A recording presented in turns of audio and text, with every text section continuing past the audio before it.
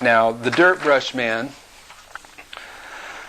in this dream, Sister White addresses in early writings, page 48 and 49. We'll read these two paragraphs and then make some comments on it. Dear brethren, the Lord gave me a view January 26, 1850, which I will relate. I saw that some of the people of God are stupid and dormant and but half awake. They do not realize the time we are now living in, and that the man with the dirt brush has entered, and that some are in danger of being swept away. I begged of Jesus to save them and spare them a little longer, and let them see their awful danger, that they might get ready before it should be forever too late. The angel said, destruction is coming like a mighty whirlwind. I begged of the angel to pity and save those who love this world, who were attached to their possessions and were not willing to cut loose from them and sacrifice to speed the messengers on their way to feed the hungry sheep who are perishing for want of spiritual food.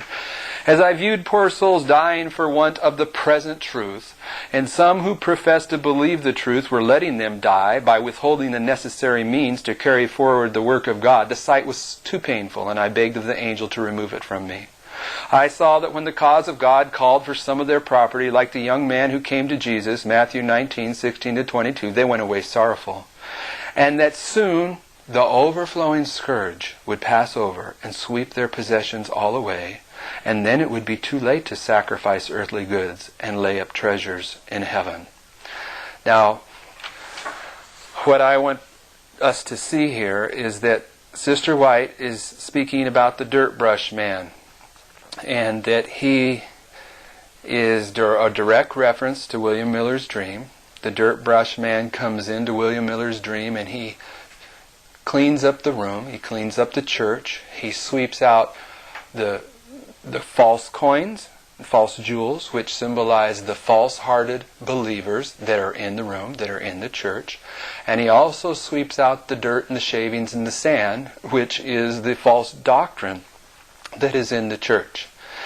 But Sister White's concern in this particular passage is that these coins in the room, she's not making a distinction of who's who here, because we've been plainly told we can't. The wheat and tare grow together, and humanly we can't tell the difference between wheat and tare. But what she can say in this passage is that God's people, at the time when the dirt brush man comes in the room, that they're stupid, dormant, and half awake. They're asleep. And she's in the position as a prophet of wanting them to wake up.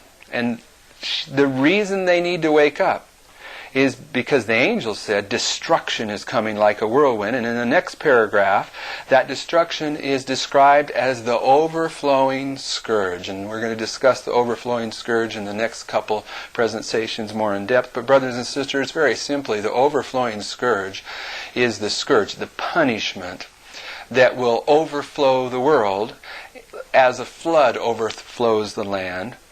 And this overflowing punishment or scourge is directly connected with the principle, national apostasy is followed by national ruin.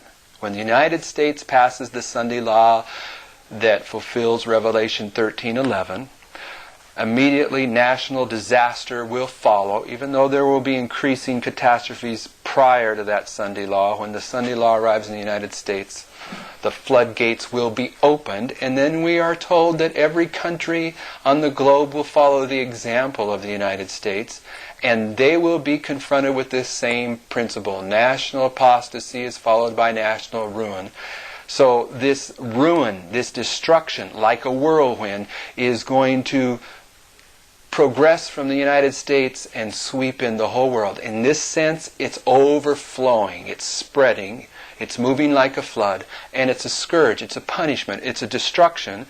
And Sister White says that when this arrives, when this destruction arrives, and it arrives first in the United States, this is a starting point, it's too late then to sacrifice your goods and to the Lord's work. But notice in this that she is specifically identifying one of the characteristics of these half-awake coins and jewels in William Miller's room, of these professed believers in the church, is that they're not willing to make sacrifices of their temporal goods in order to speed the messengers on their way. And brothers and sisters, these two paragraphs that are found in early writings, there is a longer passage in Manuscript Releases, Volume 16, pages 31 and onward, of this same passage. Manuscript Releases, Volume 16, page 31, begins with these same two paragraphs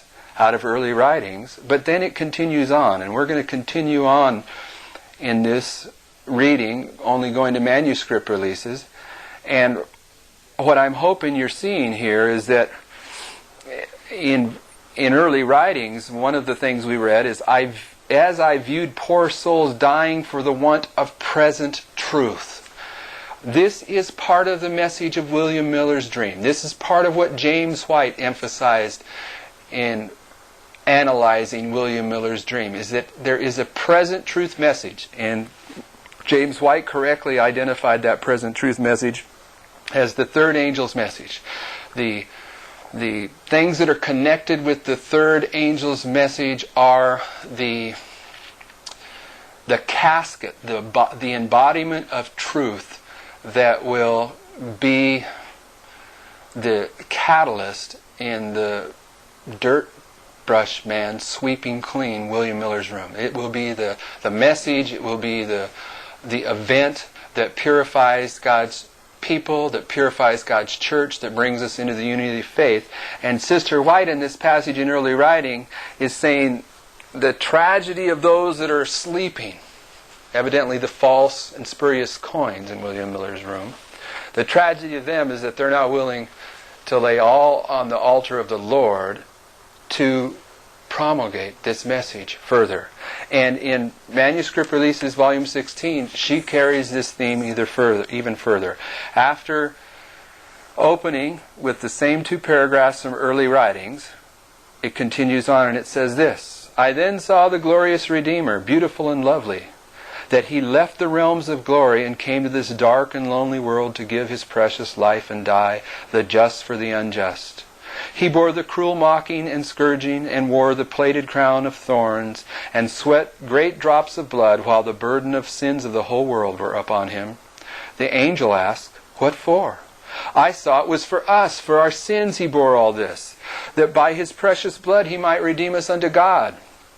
Then again was held up before me those who are not willing to sell their possessions to save one fainting, starving soul, while Jesus stands before the Father, pleading his blood, his sufferings, and his death for those souls. And while God's servants are waiting, ready to carry them the starving truth that they might be sealed with the seal of the living God. And yet it was hard for some who professed to believe the present truth to even do so little as to hand the messengers God's own money that he had lent them to be stewards over.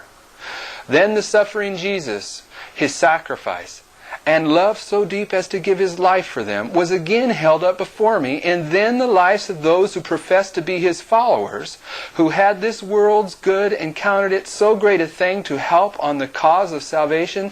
The angel said, Can such enter heaven? Another answered, No, never, never, never. Those who are not interested in his cause here below can never sing the song of redeeming love above. I saw that the quick work that God was doing on earth would soon be cut short in righteousness, and that the swift messengers must speed on their way. I heard the angels say, Are all messengers? No, no. God's messengers have a message. I want to break in here. The angel here isn't saying, is everyone in the Adventist church a messenger? In one sense, we all are. We have a responsibility to witness. But that's not the focus of this question. He's saying, of the people in Adventism that are professedly carrying a message to Adventism or to the world, are every one of those messengers? And the answer is no. And then the definition of God's messenger is given. God's messengers have a message. And what message is the focus of William Miller's dream? What message is found in the commentary on that dream by James White? And what message is Sister White referring to in early writings and manuscript releases? It's the present truth message of the third angel.